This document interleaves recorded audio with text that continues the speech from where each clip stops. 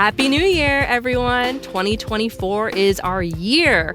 We are going to fact check the forces of disinformation working against us and trying to divide us and help everyone stay grounded and focused and sane. And in doing that, I am joined by the essential journalist, Terrell Starr of the must-listen-to Black Diplomats podcast. Subscribe to them on YouTube, where Terrell takes you along his adventures in Ukraine. These are beautiful videos to watch, to see everyday Ukrainians coming together and fighting the forces of fascism for the world. Thank you, Terrell, for being here. Terrell and I are going to share our hopes, our manifestations for the world in 2024 as we face a dangerous crossroads of democracy versus fascism worldwide. And then he's going to count us down to a montage of extraordinary voices that have been on the show in recent years, calling on us to embrace the fact that another world is possible and how we get there. So I want to say, Terrell, I'll start.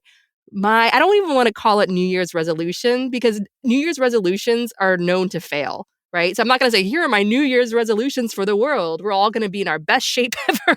And we're all going to watch what we eat, not smoke, not drink, and world peace. Because then, we're not going to get any of that. So I will just say simply this. My manifestation, the energy I'm putting out there, is greater empathy, greater kindness for ourselves and others, for us to strive to always be on the right side of history by grounding what's going on in the world from the perspective of those who are voiceless, who are treated as collateral damage, who are the civilians caught in the middle of the crossfire, and to always be led by that North Star, and to understand that none of us are safe if there's unchecked power, unchecked greed in the world. None of us are safe. There's no compromises. There's no deals you can do with the devil. There's always a bill to pay when you do that. So that's the energy I want to put out there, is really staying grounded in that, and to hold the hand of a lot of historical mentors who have been through this fight before and have gotten us the progress that we needed in order for us to be here today, raising our voices up in this critical moment. What do you want for the world heading into 2024, Terrell? I want for the world that we all learn how to have a sense of moral consistency in how we look at each other and treat one another. I want us to really dig deeply inside of our own prejudices and our own fears to see the humanity in everyone. And sometimes that means taking on a train of thought that may be uncomfortable for us.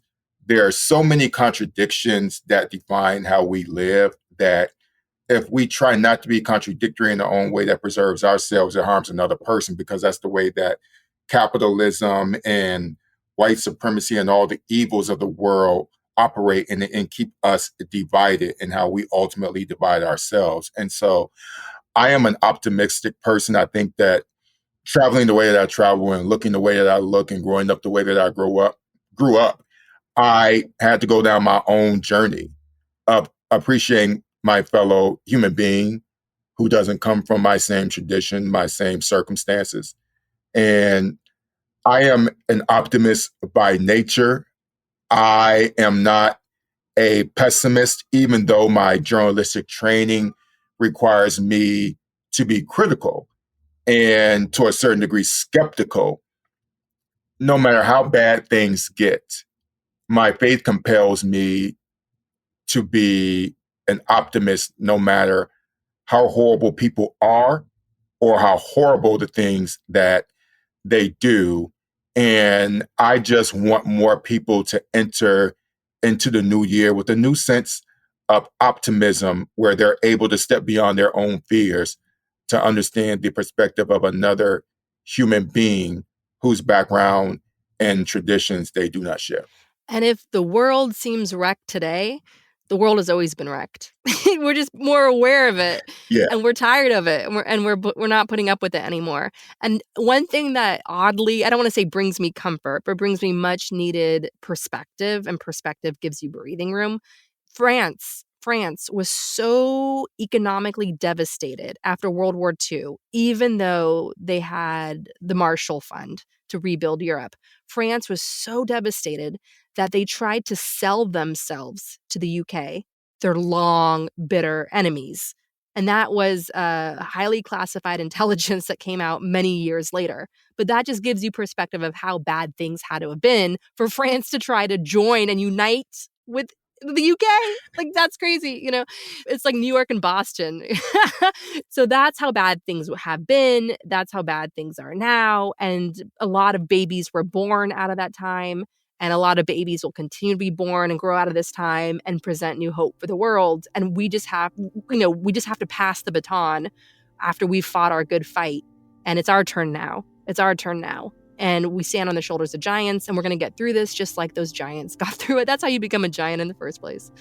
All right, so Terrell is going to set us up in this montage of voices, leading the way into a bright, beautiful year of defiance. Cory Doctorow on Imagining, a deeply subversive act. I think you're right to talk about imagination here, and I think the project of every bully is to extinguish the imaginative possibility that things could be otherwise, right? There's this game that they play, like Margaret Thatcher said, there is no alternative. And, the Vogons in Douglas Adams' Hitchhiker's Guide to the Galaxy say, resistance is futile. And, Dante over the gates of hell put, abandon hope, all ye who enter here. And these are all ways of saying, like, there is no possibility of it being otherwise. This terrible world is the best of all worlds. Nothing that is harming you is the result of a choice that someone made. It's instead the great forces of history bearing down with this inevitable force that was always going to make it this way, and it can never be any other ways. And, Le Guin said at one point, the divine right of kings seemed beyond question. And today, capitalism seems beyond question. And then maybe Zizek, maybe someone else, lots of people took credit for saying it's easier to imagine the end of the world than it is to imagine the end of capitalism. And, you have these people like Google who are like, what do you mean you want to search the internet without us spying on you? That's impossible. That's like water that isn't wet, right? Or Zuckerberg saying, like, what do you mean you want to talk to your friends without us spying on you? Or Apple saying, what do you mean you want to own a device where you get to decide how it works instead of us, and where we can't corral you into making choices that benefit our shareholders, even if they hurt you? And like, it's just not true that it has to be this way. Like, no one came down off a mount with 2 stone tablets and said, Larry, Sergey, thou shalt stop rotating thine log files, and lo, thou must start mining them for actionable market intelligence, right? Like, Google, when it started, people give Google all this shit about don't be evil. Like, don't be evil. It's just table stakes. You got to go back and read the original Google paper, the 1998 PageRank paper, where these 2 grad students, Sergey Brin and Lawrence Page, wrote this paper for, an academic journal describing this new search engine they were thinking of calling Google. And like in the 3rd paragraph, they're like, now there's this really important thing if you're going to build a search engine, which is that it can't be advertising supported, or it's just going to go to shit. Right. And like 1998, right? And if you remember when they went public, right, when they had their IPO, they kept 51% of the voting shares. So like they floated a bajillion shares, but they weren't voting shares. All the votes of all the shares they floated added up to only 49%. And they said in their S1 and the prospectus that you give to investors, like, you may be asking yourself, why should I buy an interest in a company that these 2 guys are going to have absolute dominion over, but they're going to spend my money? And the answer is, we have this singular vision and we know how to keep the search engine good. And here we are, right? Like the 2 guys who never ceded control, who on day 0 said the one thing you mustn't ever do is add ads, who are now like, just like thrashing, right? And like, they've gotten to this point where search results are just like unbelievably bad. And their fix for it is they're going to have a chat bot that's like this habitual confident liar, replace links to web pages that may or may not be true with long florid paragraphs full of garbage, as though that's somehow going to fix search, right? It's wild. And I think that like, if we can imagine a different kind of search, a different kind of internet company, a different way of arranging things, if we can do what the Luddites did, because the Luddites, they get smeared as like technophobes. But, to be a weaver in early 19th century England, you need to go through a 7-year apprenticeship and learn how to use these like super sophisticated machines. Like, it was like getting a master's in engineering from MIT.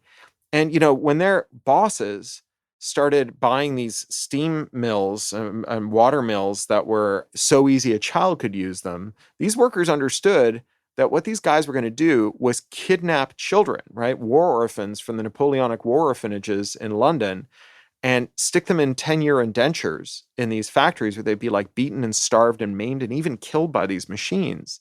And that's what they objected to, right? Not what the machine did, but who it did it for and who it did it to. And the Luddites were like, I can imagine making stockings in slightly more efficient ways without enslaving children. Like, that was their big ask. Can we do this without enslaving children, right? And the bosses were like, what are you talking about? That's like water that isn't wet. And they had mass hangings of Luddites. You could be hanged for swearing an oath of loyalty to the cause of Luddism. And they had these mass hangings, including of young teenagers who had sworn loyalty to the cause, as a way of discouraging people from joining the movement. They recalled soldiers from the Napoleonic Wars and garrisoned them in mill towns to stop people from imagining a different arrangement. Imagining is a deeply subversive act. And I think that science fiction is not a very good predictive literature, but it's an extremely good imaginative literature. Cindy Cohen of Electric Frontier Foundation on envisioning a world in which more of us have more control.